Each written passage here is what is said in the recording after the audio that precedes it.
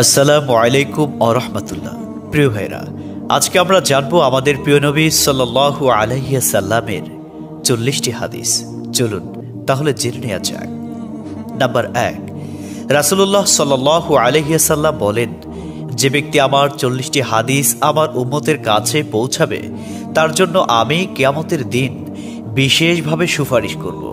সুবহানাল্লাহ।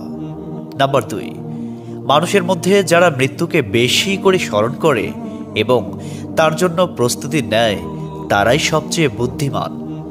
নাম্বার 3, প্রত্যেক জিনিসের জাকাত আছে, আর দেহের জাকাত হচ্ছে রোজা।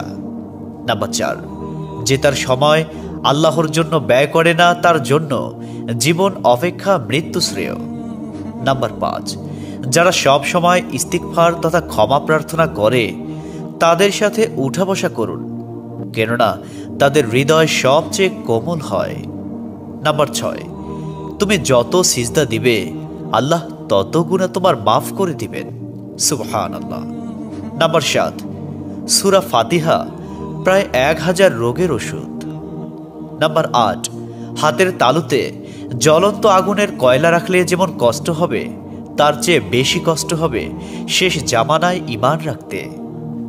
নাম্বার 9, রোজাদারদের জন্য প্রতিদিন জান্নাতকে সুসজ্জিত করা হয়। সুবহানাল্লাহ। নাম্বার 10, রাসূল সাল্লাল্লাহু আলাইহি ওয়াসাল্লাম বলেছেন, কিয়ামতের দিন সব নবীর চেয়ে আমার উম্মতের সংখ্যা বেশি হবে এবং আমি সর্বপ্রথম জান্নাতের দরজা খুলব। সহিহ মুসলিম, হাদিস নম্বর 196। 11, যে ব্যক্তি রোজা রাখা অবস্থায় মারা যাবে আল্লাহ তাকে কিয়ামত পর্যন্ত সকল রোজার সওয়াব দান করবেন। সুবহানাল্লাহ।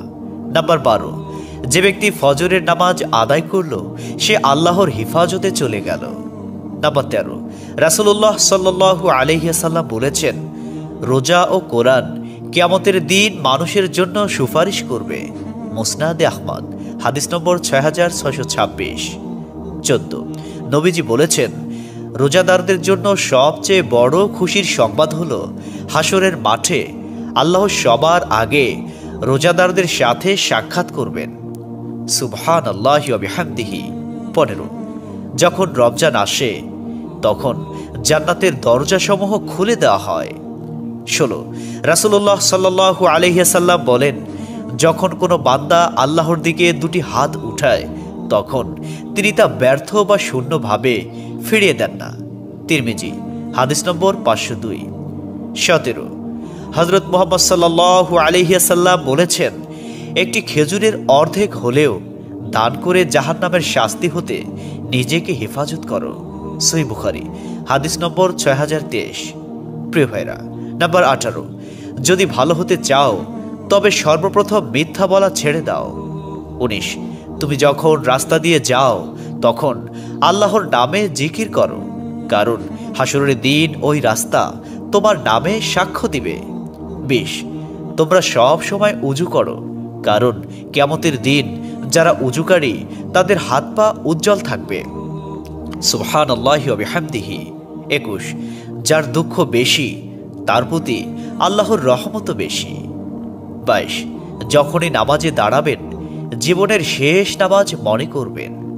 23, যে মহিলা গর্ভাবস্থায় 1 খতম কোরআন পাঠ করবে তার গর্ভের ওই সন্তান একজন নেককার বান্দা হিসেবে দুনিয়াতে আগমন করবে। সুবহানাল্লাহ।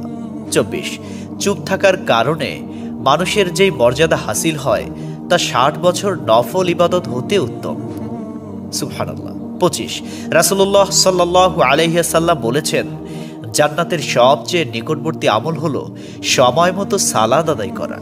সহিহ মুসলিম, হাদিস নম্বর 260।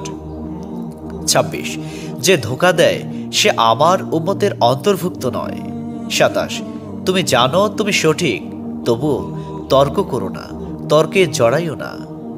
28, হযরত মুহাম্মদ সাল্লাল্লাহু আলাইহি ওয়াসাল্লাম বলেছেন, তোমরা বিপদে পড়ে